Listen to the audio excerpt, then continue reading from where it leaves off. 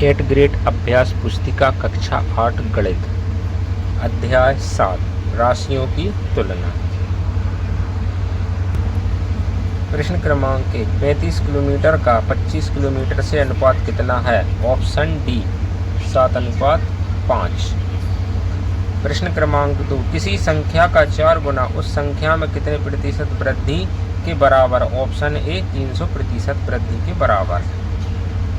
प्रश्न क्रमांक 3, यदि किसी संख्या का 15% संख्या 36 है तो वह संख्या क्या है? तो ऑप्शन सी 240। प्रश्न क्रमांक 4, किसी व्यक्ति का मासिक वेतन 50,000 है, इसमें 10% की वृद्धि होने पर नया मासिक वेतन कितना है? तो ऑप्शन सी 55,000। प्रश्न क्रमांक 5, एक मेज का अंकित मूल्य 1200 है और इस पर बट्टा 8% है, तो मेज का विक्रय मूल्य कितना होगा? Option B 1104।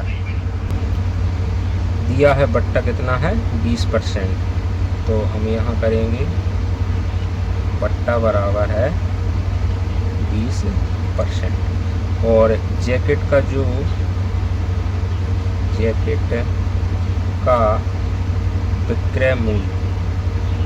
विक्रय मूल्य कितना है? बराबर 1120 रुपये। तो हमें उसका अंकित मूल्य ज्ञात करना। तो हम यहाँ से निकालेंगे अंकित मूल्य बराबर क्या निकालेंगे?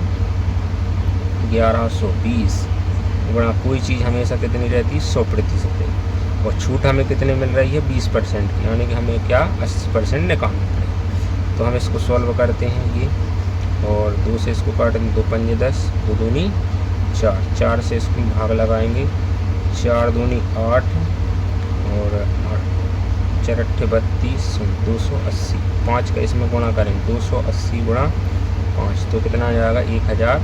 1400 रुपये उसका विक्रय मूल्य हो जाएगा। तो विक्रय मूल्य में जो है अंकित मूल्य कितना हो जाएगा? 1400। प्रश्न क्रमांक 7, यदि रोहन के पास अपने धन का 50% खर्च करने के बाद 800 रुपये बचे हैं तो ज्ञात कीजिए उसके पास शुरू में कितना धन था। तो खर्च कितना करता है रोहन? 50%। तो जो खर्च करने के बाद जो उसकी बचत प्रतिशत होगी वो भी कितनी होगी? 50%। और यहाँ पर हमें 800 रुपये शेष बचते हैं, तो जो हमारे बचत है वो कितनी है? 50%। तो उसका जो हम धन निकालेंगे तो क्या करेंगे अपन? यहाँ पर 800 में उसकी जो बचत है वो 100/50। तो यहाँ से निकालेंगे अपन इस चीज़ों से, 5 दूनी 10, 8 दूनी 1600। तो उसके पास शुरू में कितना धन है? 1600 रुपये। प्रश्न क्रमांक 8, 12 कुर्सियों का क्रय मूल्य 10 कुर्सियों के विक्रय मूल्य के बराबर है, लाभ प्रतिशत ज्ञात करना है। यहाँ पर दिया है 12 कुर्सियों का जो क्रय मूल्य है वो कितने कुर्सियों के बराबर है? 10 कुर्सियों के विक्रय मूल्य के बराबर। तो हम यहाँ पर निकालेंगे लाभ प्रतिशत। तो यहाँ पर हम क्या करेंगे? कितनी कुर्सियाँ हैं? 12। तो प्रतिशत लाभ का जो फार्मूला होता है वो होता है विक्रय मूल्य माइनस क्रय मूल्य, और नीचे बटे में क्या आ जाएगा? क्रय मूल्य इंटू 100। यहाँ से हम मान रखते हैं विक्रय मूल्य कितना हमारा? 12 माइनस 10 बटे क्रय मूल्य है वो कितना है? 10 है, और गुणा में कितना है? 100। इसको हम हल करेंगे तो यहाँ से हम करेंगे ये 2/10 इंटू 100। 10 से 100 10 बार कटेंगे और 10 दूनी 20। तो हमारा जो प्रतिशत लाभ है वो कितना है? 20%। प्रश्न क्रमांक 9, शकीर ने एक कूलर 10% कर सहित 4400 में खरीदा। बेट जुड़ने से पहले कूलर का मूल्य ज्ञात कीजिए। बेट जुड़ने से पहले लिखेंगे बेट जुड़ने से पहले कूलर का मूल्य। बेट जुड़ने से पहले कूलर का मूल्य क्या होगा? माना हमने x होगा। और कर सहित कर सहित कूलर का मूल्य कितना है 4400। अब हम लिखेंगे कूलर पर लगा कर, कूलर पर लगा कर कितना लगा है 10%। ठीक है, तो ये जो x का है 10%, तो हम लिखेंगे x का कितना है 10%, 10/100, 10×100 ये हो जाएगा x/10। और कूलर का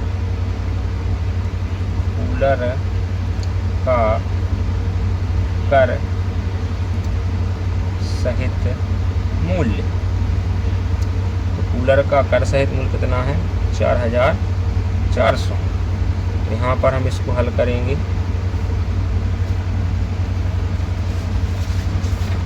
हल करते हैं। तो कूलर का कर सहित मूल्य कितना है, तो यहाँ पर हम देखेंगे x+x/10 बराबर में 4400।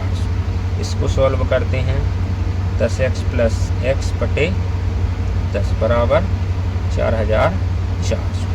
इनको जोड़ेंगे तो ये हो जाएगा 11x/10 बराबर 4400।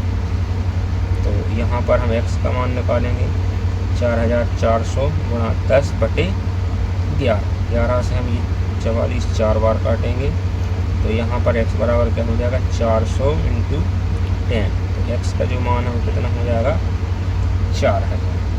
तो हम यहाँ से बता सकते हैं बेट जोड़ने से पहले कूलर का मूल्य क्या माना था हमने x, तो जो कूलर का मूल्य होगा वो कितना होगा 4000।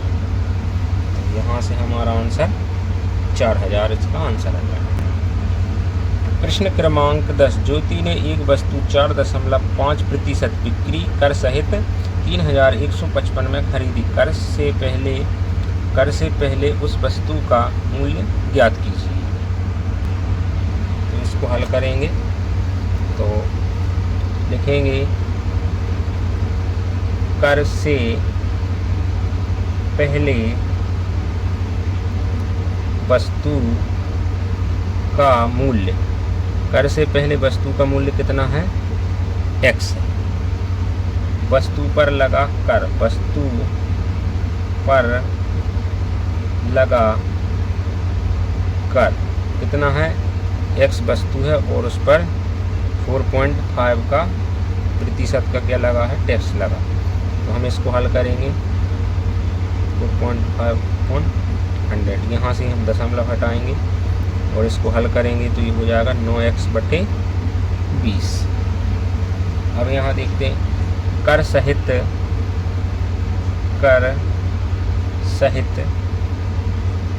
वस्तु का मूल्य हमको ज्ञात कर, और इसका जो मान दिया है वो कितना है 3155। इसको हल करेंगे x + 9x/200, यहाँ पर ये 200 ठीक है बराबर में 3155। इसको सॉल्व करते हैं तो 200 x से कम 200, यहाँ से 9x/200 बराबर में 3155। इसको हम हल करेंगे, इसको प्लस कर देते हैं 200 9x और इस 200 को साइड ले गए 3155 गुणा 200। हमें यहाँ से x की वैल्यू चाहिए, तो 3155 गुणा 200 और ये × में इधर जाएंगे तो ये डिवाइड 209। जब हम इसको सॉल्व करेंगे तो हमारा जो आंसर आएगा वो x का मान कितना आएगा 3019.2, ये हमारा ये आंसर है। प्रश्न क्रमांक 11, 10,000 का 2 वर्ष के लिए 5% वार्षिक दर से चक्रवृद्धि ब्याज ज्ञात कीजिए यदि ब्याज वार्षिक संयोजित होता है। तो यहाँ पर दिया है कि प्रिंसिपल कितना दिया है 10,000 और यहाँ पर जो रेट है वो कितना है 5% और यहाँ पर समय कितना दिया है n, कितना है 2 वर्ष। तो हम इसको हल करेंगे, हम ब्याज निकालते हैं तो उसका जो फार्मूला होता है P इंटू 1 प्लस R/100 और यहाँ पर बाहर n। इसमें हम वैल्यू रखेंगे 10,000 1 प्लस यहाँ से R का मान है 5/, और वर्ष कितना है तो इसको हम सॉल्व करेंगे तो 10,000 और ये हो जाएगा 105/100। इसको 5 से काटेंगे तो 21 टाइम और ये 20 टाइम। अब इसको हल करते हैं। यहाँ पर 21 का जो वर्ग होता है 441 और 20 का जो वर्ग होता है वो 400। यहाँ से हम इसको सॉल्व करेंगे तो हमारा जो इसको सॉल्व करेंगे तो आएगा 11,025। अब हमें इसका क्या बताना है, वार्षिक से संयुक्त तो मतलब चक्रवृद्धि ब्याज बताना है। उसके लिए हमें कंपाउंड इंटरेस्ट CI क्या होता है A माइनस T। यहाँ पर वैल्यू रखते हैं, हमने अभी इसका जो मान निकाला था वो 11,025 माइनस, और हमारा जो प्रिंसिपल था वो कितना था 10,000। जब हम इसको इसमें से माइनस करेंगे 1,025 हमारा आंसर हो जाएगा। प्रश्न क्रमांक 12, 43,000 पर 12% वार्षिक की दर से 5 वर्ष के चक्रवृद्धि ब्याज और साधारण ब्याज का अंतर ज्ञात करना है। तो यहाँ पर हमें इन्हीं राशियों से चक्रवृद्धि ब्याज और साधारण ब्याज मान ज्ञात कर हम उनका अंतर निकालेंगे। तो हमें क्या दिया यहाँ पर,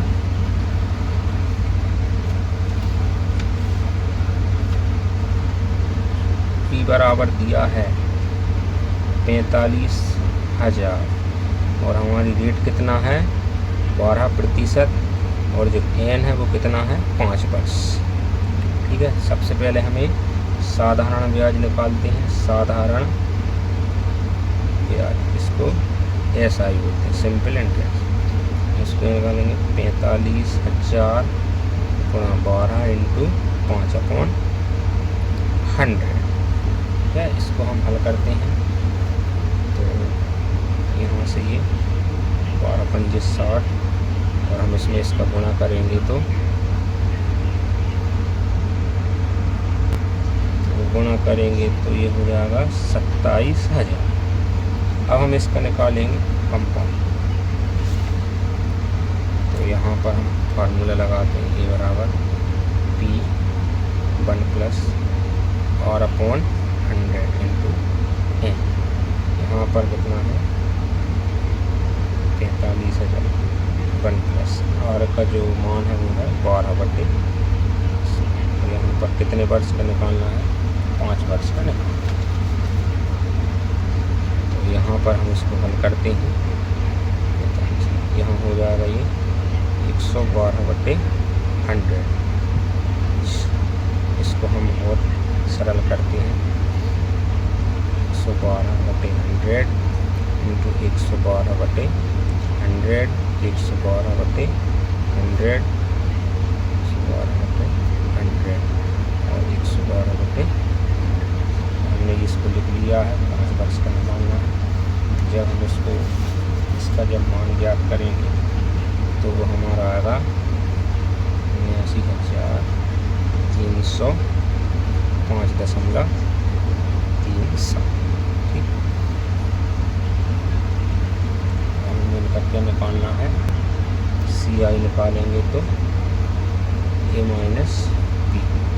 तो हमारा जो A की वैल्यू है वो है 0.7 माइनस P की जो वैल्यू है 45,000। इसको जब इसमें से हम माइनस करेंगे तो 34,305.27। हमसे ज्ञात करने के लिए क्या कहा, इनका अंतर ज्ञात करना, चक्रवृद्धि ब्याज और साधारण ब्याज। हम इसका अंतर निकालेंगे तो 34,305.37 माइनस हमारा जो साधारण ब्याज का मान था वो कितना था 27 है। जब हम इसमें से इसको माइनस करेंगे तो यहाँ से माइनस करते हैं 73,7,5.7, ये हमारा आंसर। प्रश्न क्रमांक 13, दुकान ए और दुकान बी पर एक खिलौने का मूल्य 540 है। इस सप्ताह यह खिलौना दुकान बी पर 425 की सेल पर है तथा दुकान ए पर 25% छूट पर है। अब किस दुकान पर यह कम कीमत पर उपलब्ध है तथा दोनों कीमतों में कितना अंतर है। अब हम इसको हल करेंगे। इसको हल करते हैं तो लिखेंगे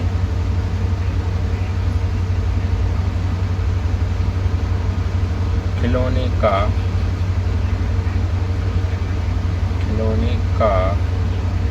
अंकित मूल्य, खिलौने का क्या अंकित, खिलौने का अंकित मूल्य कितना है 540 रुपये। स्टोर बी पर खिलौने का क्या विक्रय मूल्य, क्या दिया है,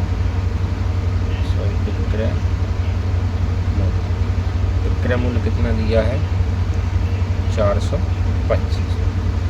इसी प्रकार स्टोर ए पर खिलौने का विक्रय मूल्य, तो यहाँ से हम क्या बोलेंगे, अंकित मूल्य इंटू 100 माइनस छूट।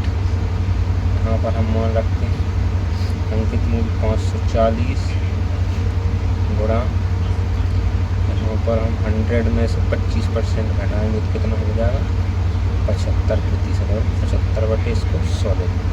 तो इसको हल करेंगे और ये 5 से कम 5, 25, इसको यहाँ से 2 × 4 2 × 14, और इसमें हम इसका गुणा करेंगे तो हमारा जो है 405। तो यहाँ पर हम देखेंगे अतः स्टोर